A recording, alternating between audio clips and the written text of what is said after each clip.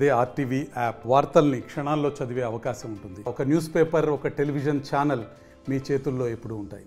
ఈరోజు కిరికెర పంచాయతీ అప్పులకుంట దగ్గర ప్రభుత్వ అధికారులు నిలబడి ఈ యొక్క పెన్నా నది పరివాహ ప్రాంతంలోని ఇసుకను అక్రమంగా తరలిస్తున్నారు. స్థానికుల అవసరాలకు కాకుండా స్థానికంగా ఉన్న ట్రాక్టర్లు ఫ్రీగా ఇసుక ఇవ్వకుండా ట్రాక్టర్లు తోలితే పెనాల్టీలు వేసి అడ్డుకొని అరెస్టు చేస్తున్నారు. అదే ప్రభుత్వ అధికారులు ఇటాచీలు పెట్టి ట్రిప్పర్లు పెట్టి ఈ ఇసుకను ఏ ప్రాంతం తరలిస్తున్నారో మాకైతే అర్థం కావటం లేదు. జగన్ ప్రభుత్వం వచ్చిన తర్వాత అనేక ఇసుక పాయింట్లు పెట్టి మరియు అది ఇంతకు ముందు సంతేబిందూరు దగ్గర కూడా పెట్టినారు. అప్పుడు కూడా తెలుగుదేశం పార్టీ తరఫున బాలయ్య గారి యొక్క ఆధ్వర్యంలో పెద్ద ఎత్తున ధర్నా చేయడం జరిగింది, అక్కడ ఆపించడం జరిగింది. దాంట్లో కోర్టు స్టే కూడా ఉన్నది.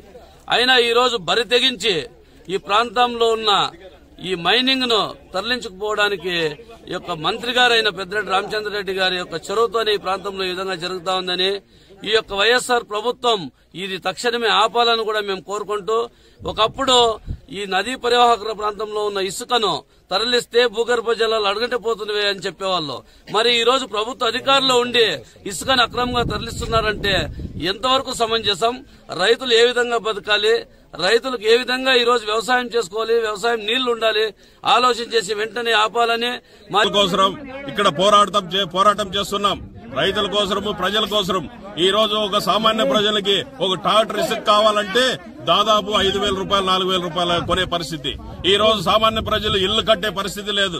అటువంటి ప్రజల కోసం మేము పోరాడుతున్నామే తప్ప మేము మీ అట్లా అవినీతి పరులకు కమ్ము కాయాలనే అవసరం మాకు లేదు. ఏమన్నా జరిగితే హిందూపూర్లో అవినీతికి, ఈ అరాచకాలకి, పెద్దందారులకి మేము అడ్డంగా ఉంటామని సభంగా తెలియజేస్తూ